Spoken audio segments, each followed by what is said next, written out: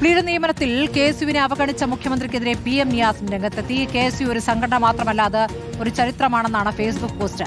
ഭരണത്തിന്റെ ആനുകൂല്യങ്ങളിൽ ആശ്രയിച്ച് നിലനിൽക്കുന്ന ഒരു സംഘടനയായി കെഎസ്യു ഒരിക്കലും അധപ്പതിക്കില്ല.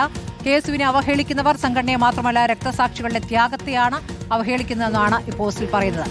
റോഷിപാൽ വിവരങ്ങളുമായി. റോഷിപാൽ, നേരത്തെ മുഖ്യമന്ത്രിയെ കാണാൻ അനുമതി നിഷേധിക്കപ്പെട്ട ഒരു ആൾ കൂടിയാണ് PM നിയാസ്. ഇപ്പോൾ ഇതാ കെഎസ്യു വിഷയത്തിലും മുഖ്യമന്ത്രിക്കെതിരെ രംഗത്ത് വരികയാണോ? എന്താണ് ഈ പോസ്റ്റിൽ പറയുന്നത്?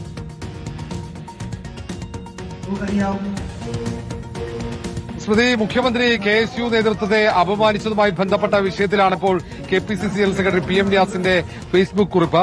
അതിൽ KSUവിന്റെ ചരിത്രം, KSUവിന്റെ പോരാട്ട ചരിത്രം അവിടെ ചൂണ്ടിക്കാണിച്ചുകൊണ്ടാണ് KSUവിനെ അവഗണിക്കാൻ കഴിയില്ലെന്നും KSUവിനെ ഏതെങ്കിലും തരത്തിൽ അവഗണിക്കുന്നുണ്ടെങ്കിൽ അത് ഏറ്റവും തെറ്റാണ് എന്നാണ് PM നിയാസ് ചൂണ്ടിക്കാട്ടുന്നത്.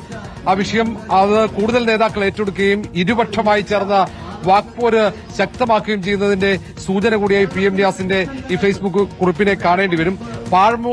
പാഴ്മുറം കൊണ്ട് മറയ്ക്കാനുള്ള ഒരു വ്യഥാശ്രമമാണിപ്പോൾ നടത്തുന്നത്. KSUവിന്റെ ഈ വിമർശനങ്ങളെ ഇല്ലാതാക്കുമ്പോൾ, ആ വിമർശനങ്ങളെ കണ്ടില്ലെന്നടിക്കുമ്പോൾ അവർ ചെയ്യുന്നത് അതാണ്.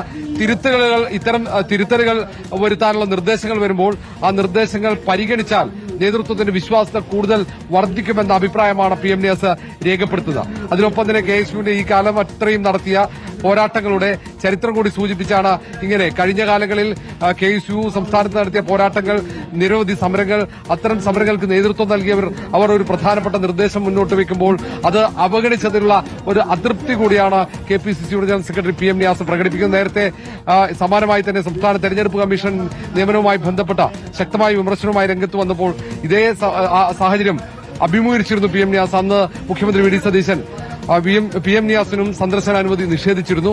ആ സാഹചര്യത്തിൽ കൂടിയായിരിക്കാം ഒരുപക്ഷെ PM നിയാസ് ഇത്തരം ഒരു പ്രതികരണവുമായി രംഗത്ത് വന്നിരിക്കുന്നത്. ശരി, റോഷിപാലാണ് വിവരങ്ങൾ നൽകിയത്.